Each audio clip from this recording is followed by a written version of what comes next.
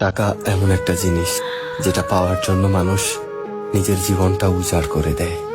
মানুষ বলে যে টাকায় সবকিছু হয় না, কিন্তু সত্যি তো এটাই যে বর্তমানে টাকা ছাড়া মানুষের কোনো অস্তিত্ব নেই।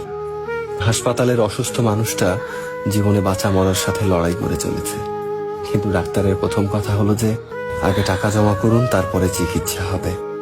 স্কুলে পড়লে টাকা, কলেজে শিক্ষা নিতে গেলেও টাকা, আর চাকরিতে সম্মান টাকার কাছে হার মেনে যায়। কোথাও গেলে টাকাটাই সবার আগে দরকার হয়। টাকা থাকলে মানুষ মানুষকে মানুষ ভাবে। টাকা ছাড়া মানুষটা যতই সৎ সহজ ভালো মানুষ হোক না কেন, সমাজ সে মানুষটাকে অবহেলা করতে শুরু করে। বাস্তবতা তো এটাই যে টাকা শুধু দরকারই হয় না, আজকাল মানুষের সব থেকে বেশি প্রয়োজনীয় জিনিস হয়ে উঠেছে। টাকা আছে সেই ঠিক, সেই সব থেকে সম্মানী ব্যক্তি এবং সম্মানের যোগ্য। আর যার কাছে টাকা নেই, তার সত্যিগুলোকেও খুব সহজে মিথ্যে বানিয়ে দেওয়া যায়।